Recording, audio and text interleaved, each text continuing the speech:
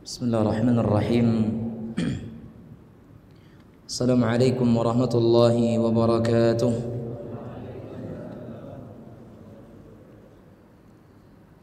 Alhamdulillahi rabbil alamin, wa bihi nasta'inu ala umuri dunya waddin. Wassalatu wassalamu ala ashrafil anbiya'i wal mursalin, nabiyyina wa habibina Muhammad ibn Abdillah al-mab'uth rahmatan lil alamin. Sallallahu wa sallam wa baraka alaihi wa ala alihi wa sahbihi wa man tabi'ahum bi ihsanin ila yaumiddin wa sallam tasliman katsira. Qala Allah azza wa jalla: ya ayyuhalladzina amanu taqullaha haqqa tuqatih wa la tamutunna illa wa antum muslimun. Wa qala jallat qudratuh: وَلَقَدْ وَصَّيْنَا الَّذِينَ أُوتُوا الْكِتَابَ مِنْ قَبْلِكُمْ وَإِيَّاكُمْ أَنِ اتَّقُوا اللَّهَ وَقَالَ وَمَنْ يَتَّقِ اللَّهَ يَجْعَلْ لَهُ مَخْرَجًا وَيَرْزُقْهُ مِنْ حَيْثُ لَا يَحْتَسِبُ وَمَنْ يَتَوَكَّلْ عَلَى اللَّهِ فَهُوَ حَسْبُهُ. Ma'asyiral muslimin muslimat sekalian yang dirahmati oleh Allah tabaraka wa taala, alhamdulillah, segala puji dan syukur tentunya hanya milik Allah. Kepadanya kita memuji dan menyanjung, dan untuknya kita berikan segala pujian dan pengagungan. Namanya kita besarkan, namanya kita sebut-sebut, dan kita senantiasa ucapkan dengan lisan-lisan kita. Hati kita merenungkan setiap kekuasaan Allah subhanahu wa ta'ala. Dialah Allah Azza wa Jalla yang telah memberikan kepada kita berbagai nikmat, berbagai anugerah dan karunia, dan di antara bentuk nikmat Allah yang Allah Subhanahu wa taala berikan kepada kita adalah dengan di mana Allah Subhanahu wa taala memudahkan kita bersama untuk sama-sama bisa duduk di dalam majlis ilmu setelah kita melaksanakan suatu ibadah yang Allah Subhanahu wa taala fardukan. Dan bukankah Nabi kita Muhammad sallallahu alaihi wasallam menyebutkan di antara hal yang bisa menjadikan dosa manusia digugurkan oleh Allah adalah dengan mereka itu menunggu satu waktu kepada waktu salat yang lain. Mereka menunggu dari satu waktu salat untuk masuk di waktu salat yang lain. Dan disebutkan oleh Nabi kita Muhammad sallallahu alaihi wasallam itu adalah penggugur dosa-dosa manusia. Belum lagi ketika seseorang belajar tentang fadilah, keutamaan duduk dalam majlis, maka sesungguhnya kita akan dapatkan berbagai bentuk keutamaan akan diraih. Dan bahkan tidak ada satupun amalan sunnah yang bisa mengalahkan pahala dari duduknya seorang muslim dan mukmin di dalam majlis ilmu. Oleh karenanya Imam Asy-Syafi'i rahimahullah, beliau pernah menyatakan, laisa syai'un ba'dal fara'idhi afdalu min talabil ilmi. Kata beliau rahimahullah, tidak ada sesuatu apapun setelah perkara-perkara yang wajib yang lebih afdal selain daripada menuntut ilmu. Tidak ada daripada amalan-amalan sunnah yang kemudian itu memiliki fadilah yang besar kecuali daripada majlis ilmu. Makanya para ulama kita menjelaskan apapun amalan sunnah yang kemudian memiliki fadilah yang besar kecuali akan kita dapatkan dan kita temukan majlis ilmu juga mengandung fadilah tersebut. Contohnya, ketika ada suatu amalan sunnah yang pahalanya seperti pahala seseorang itu berhaji. Ada suatu amalan seseorang salat sunnah setelah matahari terbit, kemudian dia berdiri untuk salat sunnah 2 rakaat. Kata Rasul sallallahu alaihi wasallam, jika seseorang salat subuh kemudian dia duduk di tempat salatnya berzikir kepada Allah, membaca Al-Qur'an, dan tidak keluar dari masjid kecuali untuk hal-hal yang memang betul-betul dia butuhkan, kemudian setelah matahari terbit dia tunggu sejenak salat 2 rakaat padanya, kecuali Allah Subhanahu wa taala tetapkan untuknya pahala umrah dan haji sempurna. Kita katakan majlis ilmu juga memiliki pahala demikian. Rasul kita Muhammad SAW menyebutkan, tidaklah seorang muslim keluar dari rumahnya menuju rumah-rumah Allah, maksudnya masjid-masjid kaum muslimin, la yuridu illa liyata'allamal khaira aw yu'allimah. Dia tidak keluar dari rumah ke masjid tersebut kecuali untuk menuntut ilmu atau untuk mengajarkan ilmu, kecuali baginya pahala seperti pahala haji tammat hajjatu, yang mana haji dengan haji yang sempurna. Kalau kita sebutkan misal pahala sunnah atau amalan sunnah yang memiliki keutamaan mendapatkan pahala berjihad di jalan Allah Subhanahu wa ta'ala, majelis ilmu pun memilikinya. Rasulullah SAW menyebutkan siapa yang keluar dari rumahnya menuju majelis ilmu, maka dia berada di jalan Allah sampai dia balik ke rumahnya. Apalagi kalaupun kita tanyakan kepada jamaah yang hadir, silakan sebutkan satu amalan sunnah, sebutkan pahalanya dengan yang kita ketahui dengan pahala-pahala yang besar, kemudian kita bandingkan dengan majelis ilmu, kecuali kita akan temukan amalan tersebut, pahala tersebut juga dimiliki oleh majelis ilmu. Dan tidak ada satu amalan yang merangkum semua keutamaan daripada amalan-amalan sunnah selain daripada duduknya kita dalam majelis ilmu. Alhamdulillah, tentunya ini nikmat dari Allah Subhanahu wa ta'ala, dengan kemuliaan dan juga dengan apa yang Allah Subhanahu wa ta'ala berikan kepada kita dari nikmatnya. Bagi masyarakat tentunya daerah Rumbio ini, Anda disajikan sekarang berbagai jalan yang memudahkan Anda dan kita semuanya sampai ke surga Allah Subhanahu wa ta'ala. Maka jangan kita sia-siakan. Kalau sekiranya tadi disampaikan di awal, direncanakan di setiap pekannya, sekali sepekan kita hadir dalam majelis ilmu untuk mendapatkan dan meraih berbagai keutamaan kemuliaan, maka sungguh teramat bodoh orang-orang yang tidak mau menyempatkan diri dan waktu untuk hadir dalam majelis. Sekali sepekan mungkin cuma 45 menit, barang 1 jam, itu maksimal 1 jam. Dan ternyata dengan 1 jam kita duduk dalam majelis menunggu antara maghrib sampai isya, dapat berbagai kemuliaan, keutamaan yang begitu luar biasa dari Allah Subhanahu wa ta'ala, terus kita tidak datangi majelis tersebut, maka kita katakan kita adalah orang-orang yang merugi. Belum lagi Nabi kita Muhammad SAW menyebutkan Allah Subhanahu wa ta'ala itu memanggil para malaikat-malaikatnya, bertanya bagaimana mereka tinggalkan hamba-hambanya.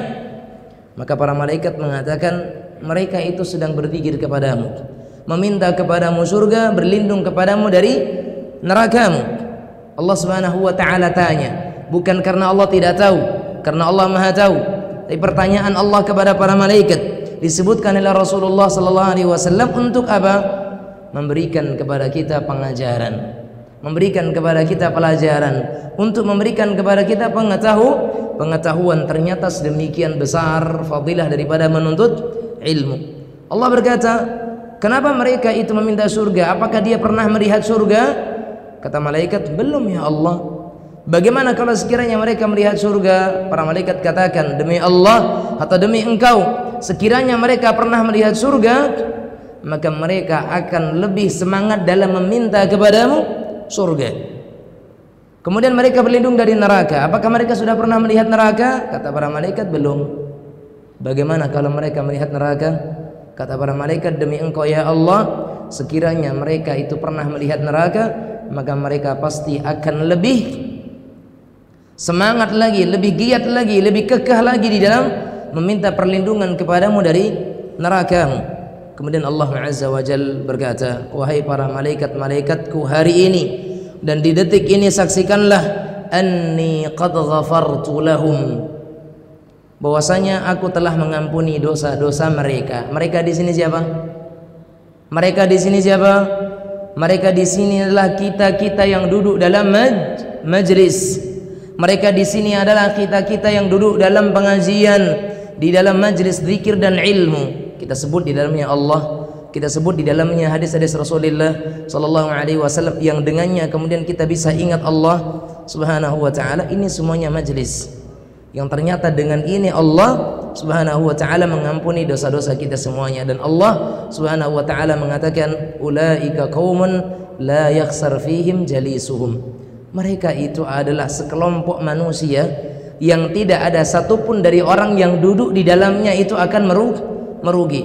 Walaupun sampai ada orang yang mungkin masuk ke dalam masjid ini, awalnya dia pengen salat saja, kemudian mau pulang segan karena orang sedang mengaji, akhirnya dia tahan dirinya untuk duduk dalam majelis ini, kemudian dia enggak keluar. Kata Allah Azza wa Jalla, ulaika qaum la yakhsar fihim jalisuhum. Mereka itu adalah sekelompok manusia yang tidak ada satupun orang yang ada di dalam majelis tersebut yang akan mendapatkan kerugian. Maka tentunya semua kita hari ini dan malam hari ini mendapatkan kebaikan, rizki, kenikmatan dan karunia yang besar dari Allah Subhanahu wa ta'ala. Dan semoga nikmat yang seperti ini terus Allah Subhanahu wa ta'ala berikan kepada kita. Salawat dan salam kita berikan kepada Nabi yang kita cintai, Muhammad sallallahu alaihi wa ala alihi wa sahbihi wasallam. Bapak Ibu jamaah sekalian yang dirahmati oleh Allah Azza wa Jalla, tema yang kita ingin sampaikan dan judul yang kita angkat di kesempatan malam hari ini adalah Allah Subhanahu wa ta'ala itu maha dekat dengan hambanya. Allah Subhanahu wa ta'ala maha dekat dengan hambanya. Jamaah sekalian rahimanillah wa iyyakum, apa yang kita sampaikan dan apa yang berisi daripada judul ini kita ambil dari berbagai ayat-ayat Allah Azza wa Jalla. Kita ambil daripada berbagai firman-firman Allah Tabaraka wa ta'ala yang Allah sendiri yang menjelaskan bahwasanya Allah itu dekat dengan hambanya. Dan sesungguhnya seorang muslim hendaknya mereka punya keyakinan demikian, bahwasanya kita itu tidak jauh dari Allah Azza wa Jalla. Kita dekat dengan Allah dan Allah Subhanahu wa ta'ala dekat dengan hambanya. Sekalipun kita tidak pernah melihat Allah, sekalipun kita dengar bahwasanya Allah Azza wa Jalla beristiwa di atas arsy. Allah katakan Ar-Rahmanu 'alal 'arsy istawa. Allah Subhanahu wa ta'ala beristiwa di atas arsy. Sementara arsy itu di atas air dan itu berada di atas langit yang ketujuh, jauh dan tinggi sana. Akan tetapi Allah Subhanahu wa ta'ala menyebutkan dirinya dekat. Allah Subhanahu wa ta'ala menyebutkan dirinya tidak jauh dari hambanya.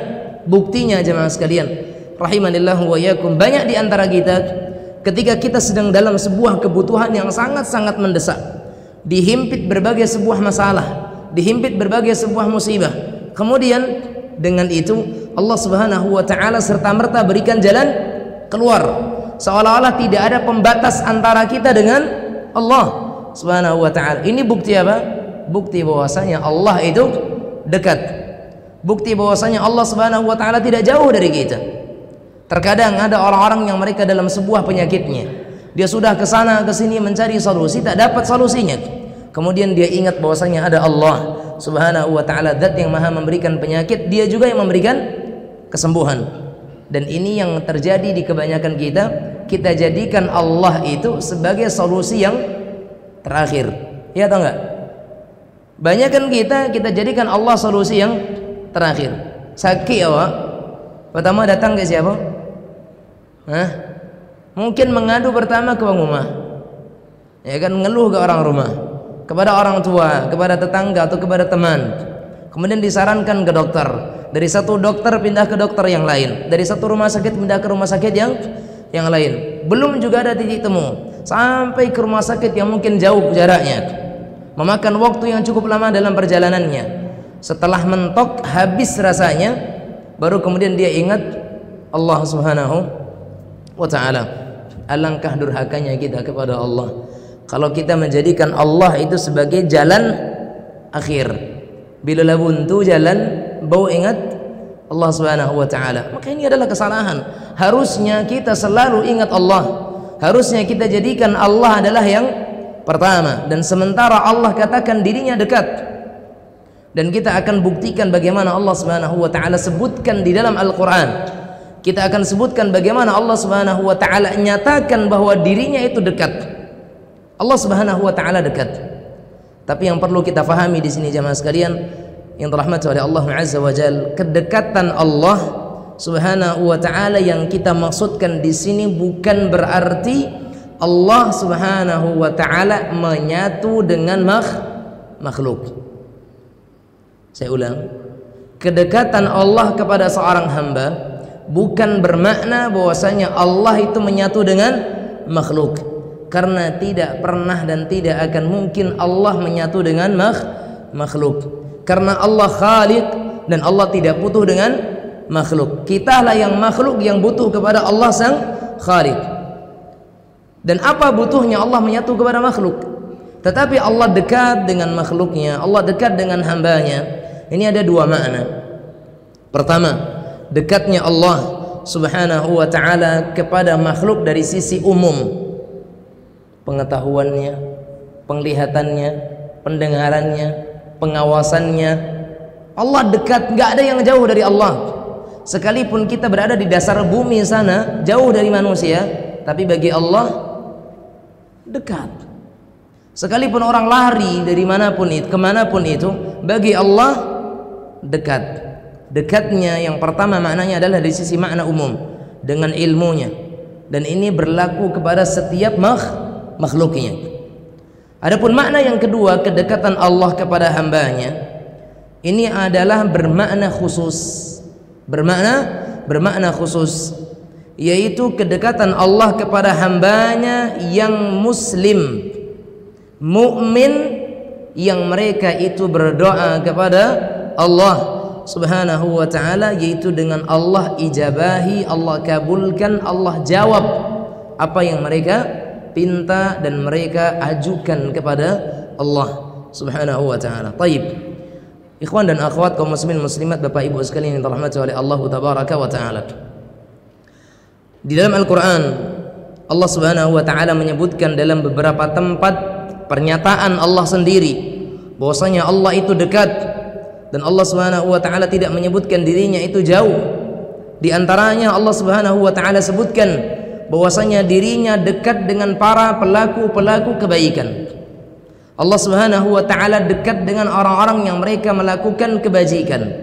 Lihat di dalam surah Al-A'raf ayat yang ke-56, Allah azza wa jalla berfirman, wala tufsidu fil ardi ba'da islahiha wad'uuhu khawfan wa tama'a inna rahmatallahi qaribun minal muhsinin. Allah subhanahu wa ta'ala menyebutkan, dan janganlah kalian membuat kerusakan di muka bumi ini. Kerusakan maknanya apa? Dosa, maksiat. Dhahara al-fasadu fil barri wal bahri bima kasabat aydin nas. Telah tampak kerusakan di darat dan di laut dengan sebab ulah tangan-tangan manusia, bidzunubihim, dengan dosa-dosa mereka. Dan jangan kita membuat kerusakan di muka bumi ini dengan dosa-dosa kita. Perbanyaklah kita berdoa kepada Allah dalam keadaan harap-harap dan cemas, penuh dengan tadarru', rakus kita dengan apa yang ada di sisi Allah azza wa jalla. Kemudian kata Allah, inna rahmatallahi qaribun minal muhsinin. Sesungguhnya rahmat Allah subhanahu wa ta'ala itu dekat dari orang-orang yang berbuat baik. Lihat di sini bapak ibu sekalian, Allah sebutkan rahmatnya, rahmat Allah, kasih sayang Allah itu dekat kepada orang-orang yang berbuat baik. Allah subhanahu wa ta'ala yang maha berkah, Allah subhanahu wa ta'ala yang memiliki rahmat, dan Allah subhanahu wa ta'ala yang berbuat baik. Dan rahmat Allah subhanahu wa ta'ala juga dekat kepada orang-orang yang mereka berbuat baik. Kedekatan rahmat Allah subhanahu wa ta'ala itu menjadi sebuah tanda bahwasanya dekatnya seorang hamba kepada dekatnya Allah kepada seorang hamba. Saya mau nanya sekarang, mungkin nggak Allah jauh dari seorang hamba kemudian Allah berikan kepadanya rahmat? Mungkin nggak? Mungkin nggak Allah jauh dari seorang hamba tapi Allah berikan kepadanya rahmat? Jawabannya? Mungkin nggak Allah benci? Mungkin nggak Allah tidak cinta tapi Allah berikan kepadanya rahmat? Mungkin atau enggak? Tidak mungkin. Rahmat Allah, kasih sayang Allah, kita ajalah. Kenapa orang itu sayang kepada seseorang? Karena dia dekat, ada hubungan spesial, makanya dia sayang. Kenapa seorang ayah sayang kepada anaknya? Kenapa seorang anak sayang kepada orang tuanya? Karena mereka dekat.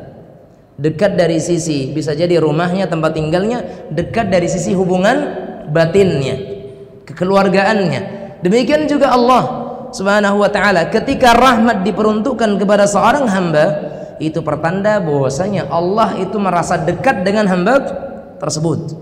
Dan ternyata kedekatan Allah dan rahmatnya itu untuk siapa? Orang-orang yang mereka berbuat kebaikan, orang-orang yang mereka senantiasa melakukan amal-amal kebajikan. Ini disebutkan oleh Allah Subhanahu wa taala. Ada keutamaan yang lain yang disebutkan Nabi kita Muhammad sallallahu alaihi wasallam bagi para pelaku kebaikan. Pelaku kebaikan di sini jamaah terutama berbuat baik kepada sesama makhluk. Disebutkan dalam hadis, sana'i'ul ma'ruf taqiya masari'a su'in. Para pelaku-pelaku kebaikan itu bisa, ya, pelaku-pelaku kebaikan itu bisa menghindarkan dirinya daripada kesudahan yang buruk.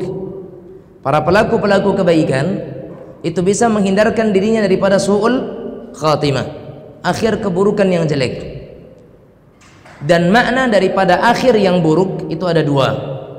Makna dari akhir yang buruk itu ada dua. Pertama, dia berakhir dalam keadaan su'ul khatimah, mati dalam bermaksiat, mati sedang melakukan perjudian, mati dalam keadaan dia sedang mencuri harta orang, mati sedang melukai, membunuh dan seterusnya, mati dalam keburukan. Atau yang kedua, masari asu, kesudahan yang jelek adalah mati dalam keadaan dan kondisi yang mengenaskan, mati tertabrak, mati kebakaran, ya. Sekalipun mati kebakaran, mati tenggelam, ini adalah merupakan jalan syahid, tapi secara sifat dan secara keadaan tidak ada satupun di antara kita yang berharap mati dalam keadaan seperti itu. Karena itu mengerikan, mengenaskan, jatuh dari ketinggian, ya kan, tersengat dengan listrik, terbakar dan sebagainya.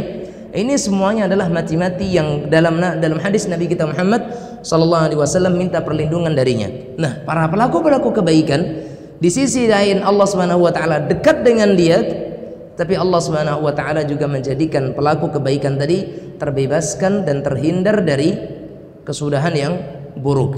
Kemudian ayat yang kedua, Allah Subhanahu wa taala sebutkan dirinya dekat dengan orang-orang yang berdoa kepada Allah. Allah sebutkan dirinya dekat dengan orang-orang yang mereka berdoa kepada Allah Subhanahu wa taala. Lihat di dalam surah Al-Baqarah ayat yang ke-186 dengan sangat jelas Allah Subhanahu wa taala berfirman, "Wa idza sa'alaka 'ibadi 'anni fa inni qaribun."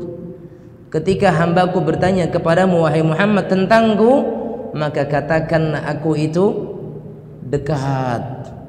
Katakanlah kepadanya bahwasanya aku ini dekat. Kata Allah Azza wa Jalla, ujibu da'watad da'i idza da'an.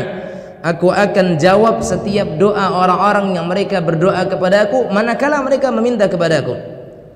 Makanya kata Allah Azza wa Jalla, falyastajibu li wal yu'minu bi la'allahum yarshudun. Maka hendaklah mereka itu memenuhi segala perintahku dan hendaknya mereka beriman kepadaku agar mereka selalu dalam kebenaran, kata Allah Subhanahu wa taala. Lihat bagaimana dalam sebuah hadis, ya, bagaimana dalam sebuah hadis disebutkan bahwasanya dahulu para sahabat itu mereka bertanya kepada Nabi kita Muhammad sallallahu alaihi wasallam, Ya Rasulullah, Rabbuna qaribun fanunajih am ba'idun fanunadih. Wahai Rasulullah, Tuhan kita itu dekat sehingga kita cukup bersuara lirih kepadanya, atau Tuhan kita itu jauh kemudian kita harus berteriak-teriak untuk memanggilnya? Ini pertanyaan dari seseorang, dari sahabat kepada Rasulullah. Ya Rasulullah, apakah Allah itu dekat kemudian cukup kita itu bersuara dengan lirih ketika kita berhubungan dengannya, ataukah Allah itu jauh kemudian kita harus panggil dia dengan bersuara yang keras, dengan harus kita keras-keraskan? Maka kata Rasulullah sallallahu alaihi wasallam, ketika itu Allah turunkan ayat tadi, wa idza sa'alaka ibadi anni fa inni qaribun. Kalau ada hambaku yang bertanya kepadamu wahai Muhammad, bertanya tentangku, katakan Allah itu dekat. Maknanya apa? Kalau Allah dekat berarti kita cukup dengan suara yang lirih, cukup dengan suara yang lembut, tidak perlu dengan dikeras-keraskan, tidak perlu dengan suara yang kita angkat suara kita.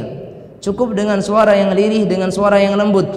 Makanya kata Allah Azza wa Jalla, wadhkur rabbaka fi nafsika tadarruan wa khifah wa dunal jahri minal qawli bil ghudwi wal asal. Dan hendaklah engkau berzikir kepada Rabbmu, ya, dalam jiwamu, dalam hatimu, penuh dengan ketundukan dan penuh dengan kelirihan, kelembutan, tanpa mengeraskan suara. Ini kata Allah sendiri dalam firman-Nya. Makanya Allah Subhanahu wa taala itu dekat dengan orang-orang yang mereka berdoa kepada Allah. Lihat lagi bagaimana Allah Subhanahu wa taala juga menyebutkan dalam firman Allah Azza wa Jalla tentang kaum Nabi Saleh, kaum Thamud, yang Allah utus kepada mereka itu Saleh alaihi salam. Kata Nabi Saleh alaihi salam, ya qaumi ibudullaha ma lakum min ilahin ghairuh.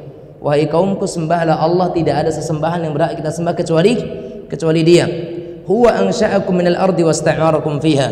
Allah yang menciptakan kalian, mengadakan kalian di atas muka bumi ini, dan Allah Subhanahu wa taala menjadikan kalian sebagai pemakmur bumi. Fastaghfiruhu thumma tubu ilaih innahu qaribun mujib.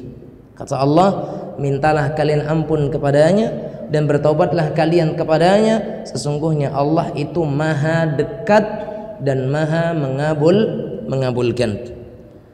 Beda dengan manusia. Terkadang manusia dekat tapi kebutuhan kita tak bisa dia cukupi. Tapi Allah Azza wa Jalla, Dia dekat dan Dia maha mengabulkan.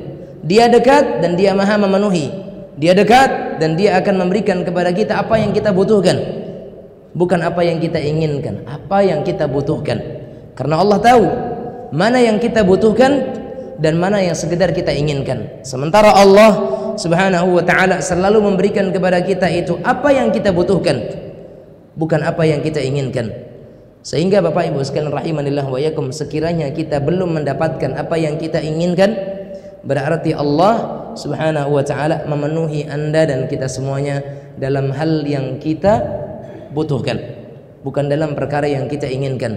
Karena tidak semua yang kita inginkan itu baik di mata Allah, tapi apa yang kita butuhkan tentunya itu baik bagi kemaslahatan kita dalam hidup ini. Begitulah Allah Subhanahu wa taala, saking dekatnya Dia dengan manusia, makanya Allah tahu mana yang Dia butuhkan, mana yang diperlukan seorang hamba, dan mana yang sekedar menjadi keinginan dari seorang hamba Allah Subhanahu wa taala.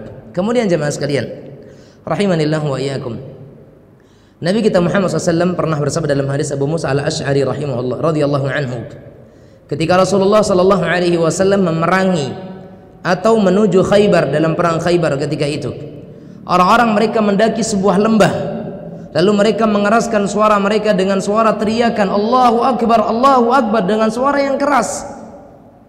Ya kan? Memang ketika mereka naik dianjurkan untuk apa? Mengucapkan Allahu Akbar. Ketika menurun dianjurkan untuk mengucapkan Subhanallah. Lah ini para sahabat ketika Nabi Muhammad SAW bersama dengan para sahabatnya itu menuju Khaybar, ketika itu para sahabat mereka berteriak-teriak, mengeraskan suara mereka dalam takbir mereka, Allahu Akbar, Allahu Akbar. Maka kata Nabi kita Muhammad SAW mendengar dan melihat para sahabat mereka mengeraskan suara mereka. Apa kata Rasulullah sallallahu alaihi wasallam? Irba'u ala anfusikum innakum la tad'una asamman wala ghaiban wa innakum tad'una sami'an qariban wa huwa ma'akum. Kata Rasul sallallahu alaihi wasallam, rendahkanlah suara kalian. Irba'u ala anfusikum, jangan teriak-teriak, enggak perlu keras-keras. Berzikirlah kepada Allah dengan suara yang lirih, kata Rasul sallallahu alaihi wasallam, karena sesungguhnya kalian tidak sedang menyeru kepada zat yang tuli, kalian tidak sedang menyeru kepada zat yang gaib, yang tidak ada, akan tetapi kalian itu sekarang ini sedang menyeru kepada zat yang maha mendengar, zat yang maha dekat, dan Dia membersamai kalian dimanapun kalian berada. Itu kata Rasulullah sallallahu alaihi wasallam, mengajarkan kepada kita bahwasanya ini Allah dekat, ngapain kita teriak-teriak? Allah dekat, kenapa kita keras-keras? Cukup dengan yang lirih. Ini kata Rasul sallallahu alaihi wasallam. Maka kemudian Abu Musa berkata, dan ketika itu aku berada di belakang binatang tunggangan Rasulullah sallallahu alaihi wasallam, dan beliau sallallahu alaihi wasallam mendengar aku mengatakan la haula wala quwwata illa billah yang aku hanya utarakan dengan lirih, namun suaraku terdengar oleh Nabi sallallahu alaihi wa ala alihi wasallam. Kemudian Nabi berkata Abu Musa Al-Asy'ari radhiyallahu anhu, dia mengatakan, wahai Abdullah bin Qais, maukah engkau aku tunjukkan kepada perbendaharaan surga? Maka kata Abu Musa Al-Asy'ari, dia mengatakan, tentu wahai Rasulullah. Maka Nabi mengatakan, dan pembendaharaan surga itu adalah la haula wala quwwata illa billah. Hauqalah, ya, kalimat la haula wala quwwata illa billah. Ini kalimat adalah bagian daripada perbendaharaan perbendaharaan surga Allah Subhanahu wa taala, tabungan daripada tabungan-tabungan surga Allah. Maka perbanyak dari kalimat la haula wala quwwata illa billah. Tidak perlu kita keraskan, cukup dengan suara yang lirih. Dan Allah Subhanahu wa taala dan juga Rasulullah SAW telah menyatakan, walladzi tad'unahu aqrabu ila ahadikum min 'unuqi rahilati ahadikum.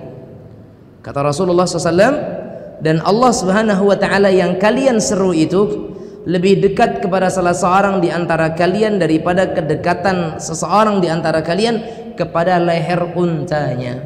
Kepada leher untanya. Jemaah sekalian, seseorang ketika berdiri di samping unta, sisi mana kebanyakan? Ya, kepalanya, sisi lehernya kebanyakan. Dan kata Rasulullah SAW, Allah itu lebih dekat kepada kalian daripada kedekatan seseorang di antara kalian dari leher untanya. Menunjukkan Allah itu dekat, jemaah sekalian rahimanillah wa iyyakum. Dan kedekatan Allah Subhanahu wa taala yang pertama tadi kepada orang-orang yang mereka berbuat kebaikan, kemudian yang kedua kedekatan Allah itu kepada orang-orang yang senantiasa berdoa kepada Allah Subhanahu wa taala. Dan ingatlah jemaah sekalian bahwa doa itu sebab utama agar seseorang itu bisa meraih impian mereka. Makanya kalau kita banyak impian, kita punya cita-cita, jangan lupakan Allah yang dekat dengan kita. Jangan pernah kita katakan bahwasanya Allah itu adalah jauh, sementara Allah Subhanahu wa taala nyatakan dirinya itu dekat. Terus tanamkan ke dalam diri kita, Allah itu dekat. Allah dekat, Allah mendengar, Allah mengetahui apa yang kita butuhkan, dan Allah Subhanahu wa taala tahu mana yang baik bagi kita. Minta kepada Allah Subhanahu wa taala, berdoa kepadanya. Jangan pernah bosan-bosan di dalam berdoa kepada Allah Subhanahu wa taala. Ada kisah jemaah sekalian yang perlu saya bawakan di sini.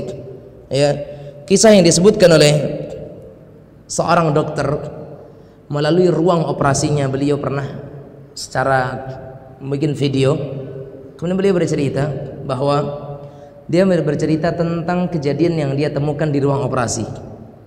Dia katakan bahwasanya pada suatu hari kita dihadapkan dengan seorang pasien anak-anak perempuan seusia umuran SD, dalam keadaan dia sudah mengidap penyakit pada stadium 4 yang harus dilakukan operasi. Kemudian ketika masuk ruang operasi, anak tersebut dengan penuh ketenangan. Kemudian tiba-tiba di dalam ruang operasi, anak tersebut jatuh dalam masa yang sangat-sangat kritis. Nyaris dokter semuanya yang menjalani operasi tersebut atau yang menjalankan proses operasi tersebut, mereka sudah hanya berharap kepada Allah. Bahasa kitanya, mereka hanya berharap adanya keajaiban saja. Karena apa? Masa kritis. Monitor yang menunjukkan tentang jantung pasien tersebut sudah mulai melemah, semakin melemah terus dalam kondisi yang kritis. Jemaah sekalian rahimanillah wa iyyakum. Setiap keadaan anak dihubungi orang tuanya. Setiap keadaan anak dihubungi orang tuanya. Terus apa yang terjadi dengan anaknya? Ditelepon orang tuanya, menyampaikan tentang keadaan anak supaya nanti orang tuanya tidak kemudian menuduh yang tidak kepada pihak rumah sakit tentunya. Terus disampaikan. Tapi walhamdulillah, dalam keadaan yang tadi awalnya terus melemah, tiba-tiba datang keajaiban betul. Monitor menunjukkan layar monitor menunjukkan, kemudian grafiknya menaik, jantungnya kemudian kembali normal. Jemaah sekalian, akhirnya operasi berjalan dengan lancar. Setelah itu dimasukkan ke dalam ruang picu, ya, karena harus mendapatkan perawatan yang sangat intensif. Bahkan dikatakan bahwasanya anak tersebut tidak akan bisa diajak bicara, bahkan kesadarannya mungkin sampai kepada 5 dan 6 jam berikutnya. Itu pun biasanya belum bisa diajak bicara. Mungkin dia baru mulai bisa membuka matanya, menggerakkan sebagian anggota tubuhnya, dan belum bisa diajak interaksi. Dia hanya bisa interaksi untuk dirinya sendiri. Tapi keajaiban lagi-lagi datang kepada anak ini. Belum lengkap 1 jam, belum penuh 1 jam, perawat yang melihat dan dokter yang senantiasa mengawasi anak tersebut melihat gerak-gerik yang di luar kebiasaan. Anak tersebut kemudian menggerak-gerakkan jarinya, matanya mulai bergerak-gerak, mulai dia kemudian membuka matanya, dan kemudian dia mulai bisa berbicara. Di mana ayah? Di mana ayah? Dan ini kejadian yang jarang ditemukan dalam kejadian dan kasus yang sama. Kemudian jemaah sekalian rahimanillah wa iyyakum, setelah terus dipantau, setelah dilihat, ternyata belum cukup 2 jam, kondisi anak tersebut sudah menunjukkan dalam kondisi yang sangat baik sehingga bisa dipindahkan kepada ruang inap biasa. Bayangkan. Maka karena banyak hal yang ditemukan oleh dokter ini, hal yang di luar nalar kebiasaannya, maka dia coba bertanya kepada orang tuanya, ada apa sebenarnya? Maka kemudian dipanggillah orang tua tersebut, ditanya, mulai diwawancarai, diajak bicara. Sebenarnya apa yang terjadi kepada anak bapak ini sampai kemudian seperti ini? Terus ditanya, dijawab, sebenarnya kita tidak tahu, tidak ada riwayat sakit sebelumnya. Kemudian tiba-tiba anak tadi mengalami sakit perut yang luar biasa. Maka kemudian tetangga menyarankan untuk berikan obat seperti ini, seperti itu. Ya, orang-orang kampung namanya. Kalau lah sakit, biasanya kalau orang kampung disarankan untuk minum obat-obat kampung, ya kan, obat herbal lah bahasa awaknya. Walaupun tidak semuanya obat kampung dikatakan sebagai herbal. Nah, disarankan untuk minum obat-obat kampung seperti itu. Tapi ternyata tidak juga ada dampak yang positif. Terus Anda gimana? Kata bapak ini, satu dokter yang sampai sekarang tidak pernah saya tinggalkan adalah apa? Rasa syukur saya kepada Allah dan harapan yang besar kepada Allah Subhanahu wa taala. Rasa syukur dan harapan kepada Allah Subhanahu wa taala yang tidak pernah saya putuskan dari Allah Tabaraka wa taala. Ketika saya dapat saran dari tetangga, saya bersyukur kepada Allah. Kenapa? Masih ada tetangga-tetangga yang peduli. Sembari saya minta kepada Allah, ya Allah tunjukkan jalan yang lebih baik daripada ini. Sampai akhirnya ada tetangga yang menyarankan, coba kepada bapak itu, dia tahu pengobatan. Saya pun bersyukur kepada Allah Subhanahu wa taala karena ada yang menyarankan ke sana, dan di situ kita dapat sedikit adanya penanganan. Walaupun kemudian tidak tahan beberapa lama waktu, kambuh lagi. Kemudian ada yang menyarankan untuk dibawa ke rumah sakit, dia yang akan membantu transportasinya. Saya juga tidak lupa bersyukur kepada Allah Subhanahu wa taala karena Allah mudahkan semua jalannya. Sembari juga saya meminta kepada Allah terus agar diarahkan kepada jalan-jalan yang semuanya itu ada kemudahan padanya. Terus dia memohon kepada Allah sembari bersyukur kepada Allah. Sampai di rumah sakit, sampai di ruang IGD, Allah Subhanahu wa taala mudahkan bagi bapak dan anaknya untuk mendapatkan penanganan yang ekstra dan cepat. Tidak bertele-tele, tidak berlama-lama. Langsung ditangani. Saya pun di situ bersyukur kepada Allah Subhanahu wa taala karena jalannya. Dan aku pun minta kepada Allah Subhanahu wa taala kemudahan. Bahwasanya Allah Subhanahu wa taala membukakan jalan yang lebih baik lagi ke depannya. Dokter mengatakan, "Pak, berarti ketika kami sampaikan anak bapak itu harus dioperasi, bapak tetap bersyukur?" Kata bapak tersebut, "Benar wahai dokter. Apa yang menghalangi saya untuk tidak bersyukur kepada Allah? Sementara di sebagian orang ada yang mereka sakit anaknya, mereka tidak bisa sampai ke rumah sakit. Sedangkan saya sekarang anak saya sakit, tapi Allah antarkan anak saya ke rumah sakit. Kenapa saya tidak bersyukur kepada Allah walaupun anak saya harus operasi? Sementara di sebagian orang mereka mencari jalan operasi namun tidak mendapatkan jalan tersebut." Kita adzan dulu, Pak. Adzan dulu, setelah adzan kita lanjutkan sebentar ya. Naam. Hadza wa sallallahu wasallam ala nabiyina Muhammad wa ala alihi wa sahbihi wasallam.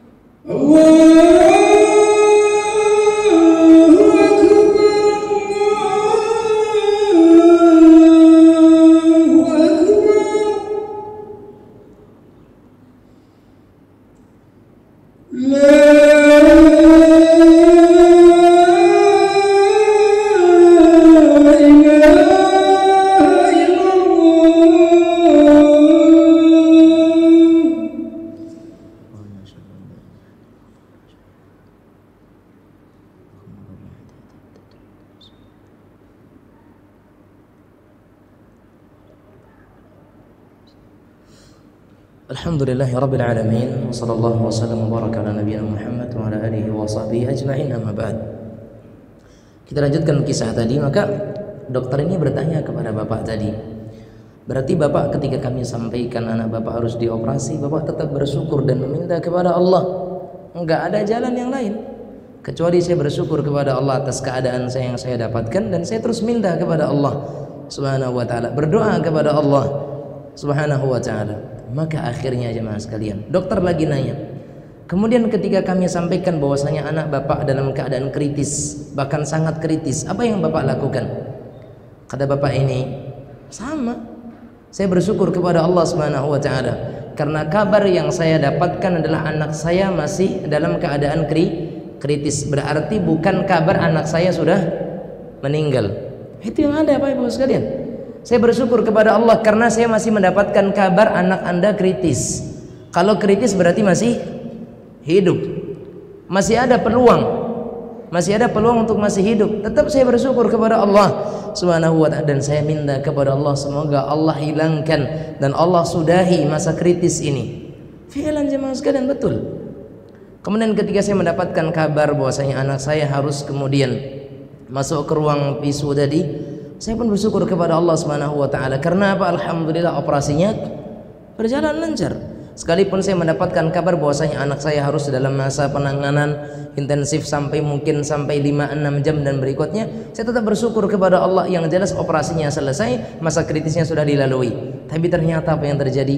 Karena rasa syukurnya seorang hamba kepada Allah, dan juga karena bergantungnya seorang hamba kepada Allah, yang memang Allah itu dekat kepada seorang hamba, menjadikan hamba tersebut terus Allah cucurkan kepadanya berbagai kenikmatan-kenikmatan yang banyak. Karena apa? Pengakuan dari seorang hamba ini dan pengetahuannya bahwasanya Allah itu dekat. Dan saya juga pernah menceritakan sebuah kisah yang sangat-sangat luar biasa daripada ampuhnya sebuah doa. Ya, ampuhnya sebuah doa, dan tidak ada salahnya saya kisahkan di sini juga, ya. Tidak ada salahnya untuk saya kisahkan di sini juga, karena ini menjadi sebuah pelajaran, karena bab kita dalam bab doa. Dikisahkan oleh seorang Ustaz Farid Qasim Anuz hafizahullah taala. Beliau bercerita tentang kejadian yang beliau temukan, yang beliau dapatkan dari kisah seorang guru yang ada di daerah Saudi Arabia. Seorang guru bercerita bahwasanya kami punya kebiasaan di sekolah kami tersebut, ya. Kebiasaan kami itu adalah setiap kali azan berkumandang zuhur, maka kami hentikan pelajaran. Setelah azan berkumandang, kami persilahkan kepada anak-anak untuk mereka berdoa kepada Allah beberapa menit. Setelah itu kita lanjutkan pelajaran, baru nanti salat. Maka kata guru ini, saya tertuju kepada seorang siswi perempuan, seorang siswi yang setiap kali datang waktu adzan selesai kemudian dia berdoa. Dialah siswi yang paling khusyuk dalam berdoa, dia pula yang paling terakhir selesai dalam doanya. Karena terus dia lihat keadaan yang seperti itu, sampai kemudian si guru ini memutuskan untuk bertanya kepada anak ini, wahai Ananda, saya lihat setiap kali saya berikan waktu untuk berdoa, kau yang paling khusyuk, kau yang paling fokus, engkau yang paling lama. Dan saya lihat engkau betul-betul bisa mendalami dan menghayati doa yang kau panjatkan. Apa sebenarnya yang ada masalah? Masalah apa yang kau alami? Kata anak ini mengatakan, saya sekarang dalam sebuah masalah yang cukup besar, katanya. Silahkan ceritakan kepada ibu. Siapa tahu nanti ada solusi yang bisa ibu berikan, sambil menghibur anak tersebut. Si anak cerita, Bu Guru, saya seorang anak tunggal saat ini. Saya perempuan, dan saya minta kepada Allah, berdoa kepada Allah supaya saya diberikan adik perempuan, supaya ada teman saya sama-sama perempuan. Terus saya berdoa kepada Allah Subhanahu wa taala supaya Allah kasih saya anak perempuan. Sampai pada suatu saat ibu saya mendengar saya berdoa kepada Allah minta adik perempuan. Seketika itu ibu saya murka dan marah. Karena saya berlawan dengan apa yang diinginkan oleh ibu saya. Ibu saya berkeinginan saya punya anak adik laki-laki, sementara saya pengen punya anak adik perempuan. Ya maklumlah orang tua, kalau anak pertama laki-laki, anak kedua nak padusi, kan begitu. Maka marahlah ibu ini. Terus masalahnya di mana?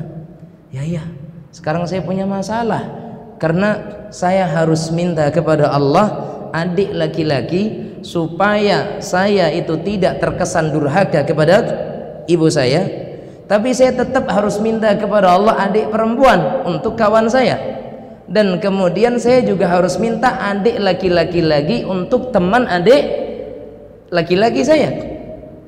Paham nggak? Dia tadi sendiri perempuan, dia pengen adik perempuan, ternyata adiknya diminta oleh orang tuanya untuk berdoa supaya dapat adik laki-laki.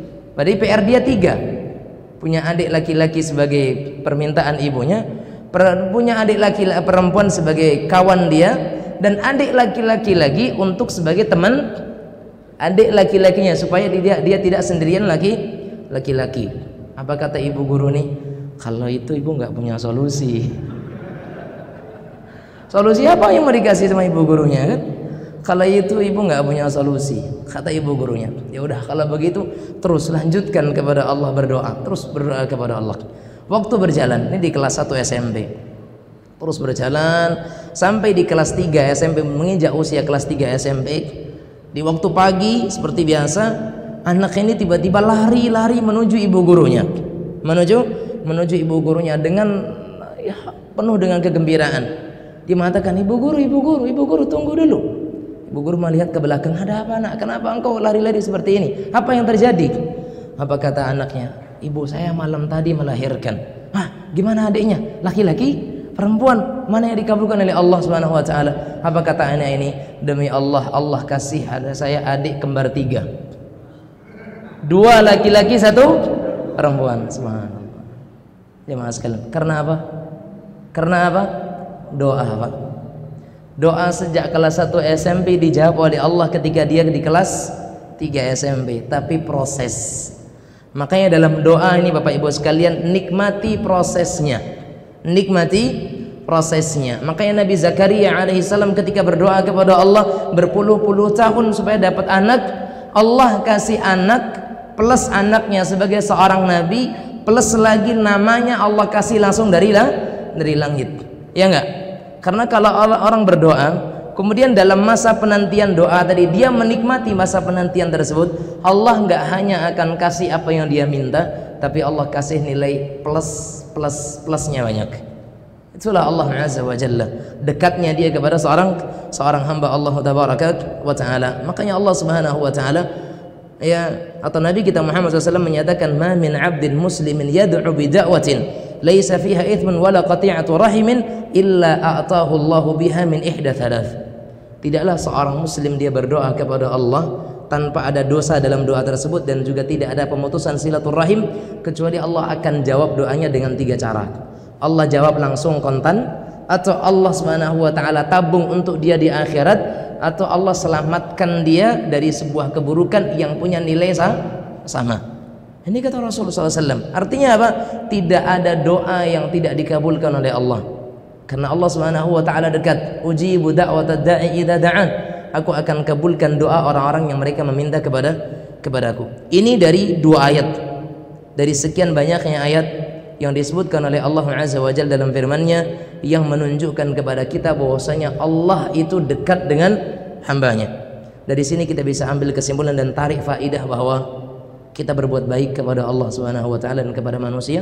Setelah itu kita terus gantungkan diri kita kepada Allah Subhanahu wa taala, persering kita dalam berdoa kepada Allah Subhanahu wa taala, dan nikmati proses kita berdoa dan menanti jawaban daripada doa tersebut. Semoga Allah Subhanahu wa taala berikan jalan yang terbaik. Allah kasih kita jawaban dari doa kita dengan tambahan plus-plusnya banyak.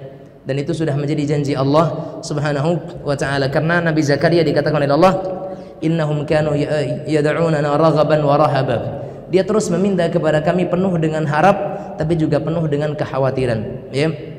Tapi kata Rasul sallallahu alaihi wasallam, berdoalah kepada Allah sementara kita yakin. Berdoalah kepada Allah dalam keadaan kita yakin bahwasanya doa kita akan dikabulkan oleh Allah Subhanahu wa taala. Jangan kita katakan, ya Allah, jika Engkau mau maka kabulkanlah. Jangan.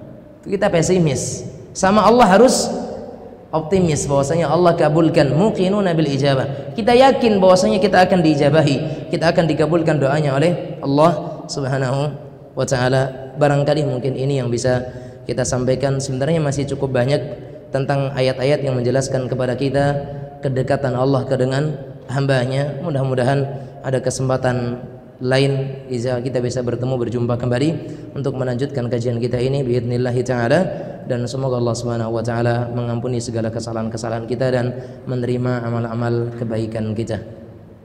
Buka tanya jawab. Ada yang mau bertanya, Pak? Enggak ada lah, udah paham semua. Ibu-ibu ada pertanyaan?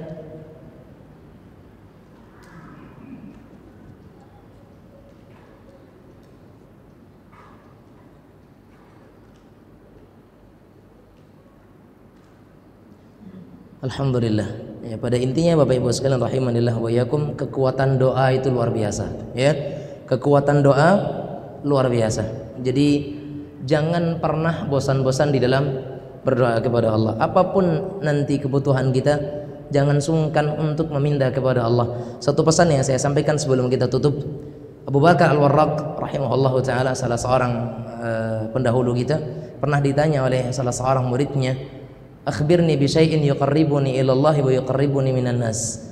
Tolong kabarkan kepadaku tentang sesuatu yang mendekatkan aku kepada Allah dan mendekatkan aku kepada manusia. Maka dikatakan kepadanya, yang mendekatkan engkau kepada Allah adalah permintaan kepadanya. Sementara yang mendekatkan engkau kepada manusia adalah meninggalkan minta-minta kepada manusia. Ya, karena Allah semakin sering diminta, Allah suka. Manusia sering diminta, murka. Ya enggak?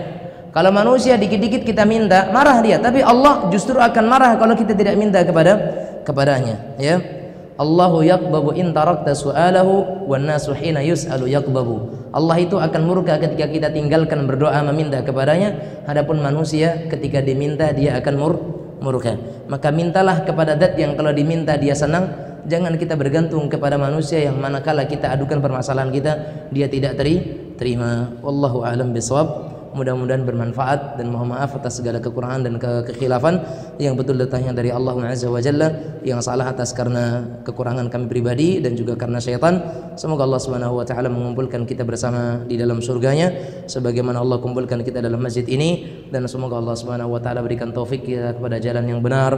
Allah jauhkan kita daripada jalan-jalan kebatilan, jalan-jalan kesesatan dan jalan-jalan keburukan, dan semoga Allah Subhanahu wa taala wafatkan kita di atas Islam, di atas sunnah, dan di atas pengamalan sesuai dengan tuntunan Rasulullah sallallahu alaihi wasallam.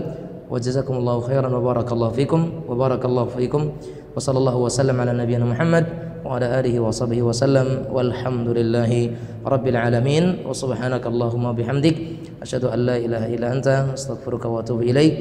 Wabillahi taufiq wal hidayah. Wassalamu alaikum warahmatullahi wabarakatuh.